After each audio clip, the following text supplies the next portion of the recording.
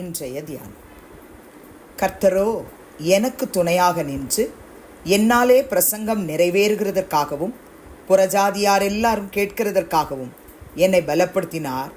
சிங்கத்தின் வாயிலிருந்தும் நான் ரட்சிக்கப்பட்டேன்.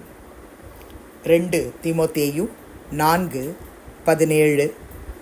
ஆண்டவரும் இரட்சகருமாகிய இயேசு கிறிஸ்துவின் நாமத்தினாலே இந்த காலை வேளையிலே இன்றைய தியான நிகழ்ச்சியின் வாயிலாக உங்கள் ஒவ்வொருவரையும் சந்திப்பதில் நான் கிறிஸ்துவுக்குள் மிக்க மகிழ்ச்சி அடைகிறேன். பிரியமானவர்களே, இந்த வசனம் அப்போஸ்தலனாகிய பவுல் தீமோத்தேயுக்கு எழுதுகிறதான இந்த நிருபத்தில் கர்த்தரோ எனக்கு துணையாக நின்றார், என்னாலே பிரசங்கம் நிறைவேறுவதற்காக, அந்த பிரசங்கத்தை பிரஜாதியார் எல்லாரும் கேட்கிறதற்காக என்ன கர்த்தர் பலப்படுத்தினார்.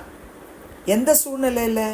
முந்தின வசனத்தில் சொல்கிறாரு, ஒருவரும் என் கூட இல்லைப்பா, எல்லாரும் என்னை கைவிட்டுட்டாங்க, ஆனால் கர்த்தர் என்னை கைவிடலை, கர்த்தரோ எனக்கு துணையாக நின்றார், என்னாலே பிரசங்கம் நிறைவேறுவதற்காக, புறஜாதியார் எல்லாரும் கேட்கிறதற்காக கர்த்தரோ என்னை பலப்படுத்தினார்.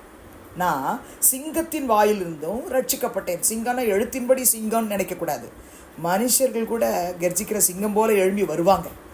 அப்படிப்பட்டவங்க மத்தியிலிருந்து சிங்கத்தின் வாயிலிருந்தும் நான் ரட்சிக்கப்பட்டேன் என்று எழுதுகிறார்.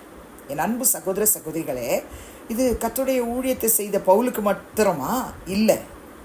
யார் யாரெல்லாம் இயேசு கிறிஸ்துவை நேசிக்கிறோமோ, அவருக்காக வாழணும் தீர்மானிக்கிறோமோ, நம்ம சொந்த குடும்பத்தில், நம்ம தெருவில், நம்ம வேலை செய்கிற இடத்துல, ஸ்கூலில், காலேஜில், வேலை செய்கிற இடத்துல, எல்லா இடத்துலையும் நம்ம கர்த்தருக்காக ஏதாவது ஒரு விதத்தில் ஒரு நாளைக்கு ஒரு வசனத்தை எடுத்து சொன்னாலே ஊழியந்தான்.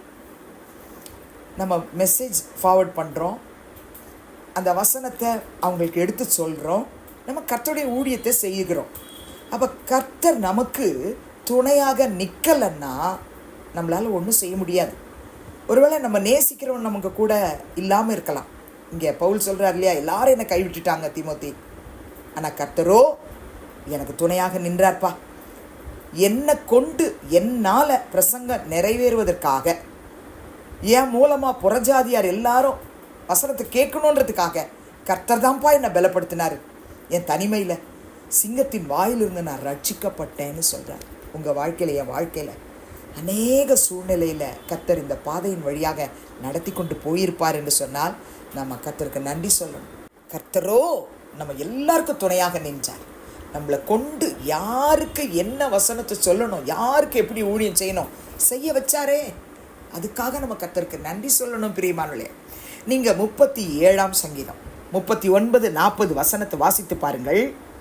சங்கீதக்காரன் எழுதுகிறார், நீதிமான்களுடைய ரட்சிப்பு கர்த்தரால் வரும், இக்கட்டு காலத்தில் அவரே அவர்கள் அடைக்கலம், கர்த்தர் அவர்களுக்கு உதவி செய்து அவர்களை விடுவிப்பார், அவர்கள் அவரை நம்பியிருக்கிறபடியால் அவர்களை துன்மார்க்கருடைய கைக்கு தப்புவித்து ரட்சிப்பார். கர்த்தருடைய பிள்ளைகளே, நீதிமான்களை கர்த்தர் தப்புவிப்பார், விடுவிப்பார், ரட்சிப்பார், பாதுகாப்பார், அடைக்கலமாயிருப்பார். நீதிமான்களுடைய ரட்சிப்பு யாரால் வரும்? கர்த்தரால் மட்டும்தான் வரும். பிரியமானவர்களே, இக்கட்டில் இருக்கிறீங்களா, ஆபத்தில் இருக்கிறீங்களா, வியாதியில் இருக்கிறீங்களா, போராட்டத்தில் இருக்கிறீங்களா, பிலிசூனிய கட்டில் இருக்கிறீங்களா, நீதிமான்களாக வாழ உங்களை அர்ப்பணிப்பீர்கள் என்று சொன்னால் கர்த்தரால் உங்களுக்கு உதவி வரும்.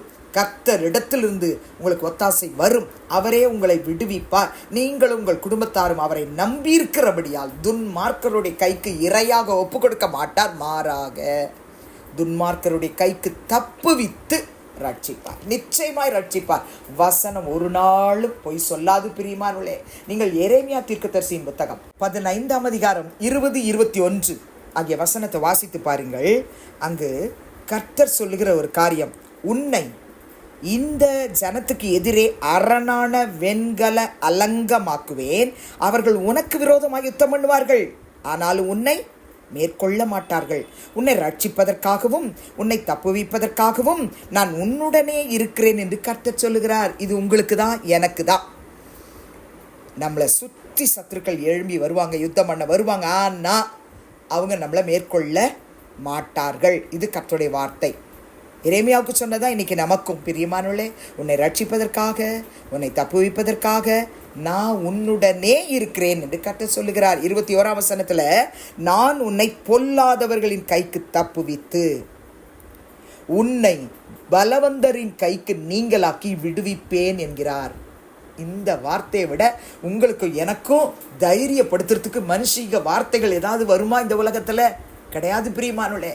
வானத்தையும் பூமி அண்ட சராசங்களை சிருஷ்டித்த கர்த்தர் சொல்லுகிறார், உங்களுக்கு விரோதமாக வருவாங்க, யுத்தம் பண்ண வருவாங்க, மேற்கொள்ள மாட்டாங்க. உன்னை பொல்லாதவருடைய கைக்கு நான் தப்புவிப்பேன், உன்னை பலந்தவருடைய கைக்கு நீங்களாக்கி விடுவிப்பேன் என்று சொல்லுகிறார். விடுவிப்பேன் என்று சொல்லுகிறார். கர்த்தருடைய வார்த்தை அப்படியே நம்முடைய வாழ்க்கையில் நிறைவேறும்படி ஜெபிக்கலாமா? பரலோக பிதாவே, இயேசு கிறிஸ்துவின் நாமத்தில் உடைய சமூகத்துக்கு நாங்கள் வருகிறோம். 2 தீமோத்தேயு 4:17 படி அப்போஸ்தலனாகிய பவுலுக்கு மாத்திரமல்ல, எங்கள் ஒவ்வொருவருக்கும் கர்த்தரோ எங்களுக்கு துணையாக நின்றீர். எங்களாலே ஆண்டவரே என்ன ஊழியம் செய்ய முடியுமோ அந்த ஊழியத்தை நிறைவேற்றுவதற்கு கர்த்தர் எங்களை பலப்படுத்தினீர். அதற்காக எமக்கு நன்றி சொல்லுகிறோம். கர்த்தாவே, மனுஷர்கள் சிங்கங்களைப் போல கர்ஜிக்கிறவர்களாய் வந்தாலும் அவர்கள் வாயிலிருந்து எங்களையும் கர்த்தர் ரட்சித்தீர். உமக்கு ஸ்தோத்திரம் ஐயா. எங்களுக்கு இக்கட்டு காலத்திலே அடைக்கலமாய் இருந்தீர், எங்களை தப்புவித்தீர், எங்களை விடுவித்தீர், எங்களுக்கு ஆண்டவரே ஒத்தாசையை அனுப்பினீர். எல்லாவற்றுக்காக நாங்கள் உமக்கு நன்றி சொல்லுகிற ராஜா. எரேமியாவிலே நாங்கள் வாசித்தது போல கர்த்தாவே, எங்களுக்கு விரோதமாக யுத்தம் பண்ண வந்தாங்க, ஆனா ஒருவரும் மேற்கொள்ளாதபடிக்கு கர்த்தர் எங்களை பலவந்தரின் கைக்கு நீங்களாக்கி ரட்சித்தீர். ஆண்டவரே, பொல்லாத மனுஷருடைய கைக்கு தப்புவித்தீர். உமக்கு நன்றி சொல்லுகிறோம். அப்போஸ்தலனாகிய பவுலுக்கு கூட இருந்தவர் இந்த நாளிலே விசேஷமாய் உமக்காக ஊழியம் செய்கிற எல்லா கர்த்தருடைய பிள்ளைகளையும் மிஷினரிகளையும் இரத்தத்தின் மறைவிலே மூடிக்கொள்ளும் அப்பா. துன்மார்க்கருடைய கைகள் அவர்கள் மேல் படாதபடிக்கு கர்த்தர் வேலி அடைத்து காத்து கொள்ளுங்க, ஆசீர்வதிங்க.